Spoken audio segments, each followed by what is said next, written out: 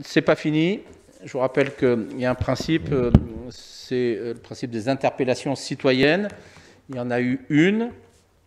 Je la lis.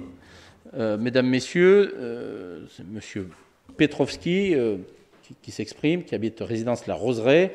Dans mon quartier, très proche de l'hôpital et de la clinique, le stationnement est devenu source de conflits et d'agressivité entre riverains et automobilistes, notamment dans ma résidence où le stationnement sauvage sur les bandes jaunes et les plots blancs est monnaie courante. Monsieur le maire ainsi que Monsieur Le Gall étaient venus constater les dégâts il y a quelques mois et devaient voir ce qu'il était possible de faire. Nous attendons toujours. Serait-il possible que des aménagements soient faits en sorte que notre vie résidentielle soit plus apaisée et moins dangereuse? Je vous remercie par avance.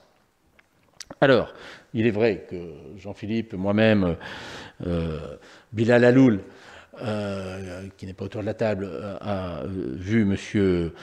Petrovski depuis longtemps, qui pose un vrai sujet, c'est le sujet des quartiers aux abords de l'hôpital.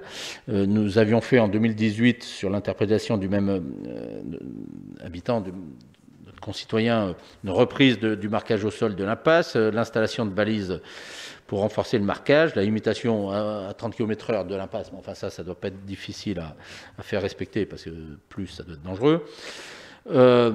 L'engagement que nous prenons, c'est un projet de végétalisation de la bande enherbée située au fond de l'impasse qui a été inscrit pour 2021.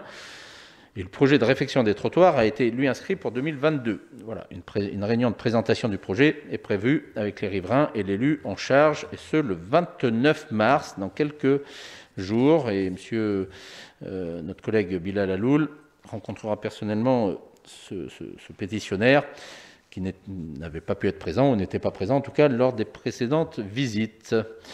Voilà. Et les ASVP, la police municipale, sont en charge de faire respecter les règles de droit, c'est-à-dire les règles du stationnement. Cela étant, nous continuons à discuter avec le centre hospitalier pour harmoniser une offre de stationnement dans un quartier bien complexe. Je vous propose d'ailleurs que ce soit un sujet que nous abordions lorsque nous aurons quitté la problématique de la pandémie, parce que le centre hospitalier a un projet qui est de rendre peut-être le stationnement payant à l'intérieur de l'hôpital.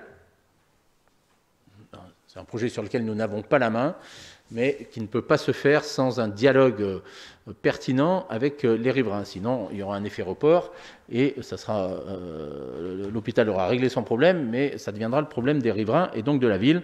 C'est ce sujet-là que nous avons mis en accord avec le directeur de l'hôpital, un peu en réserve.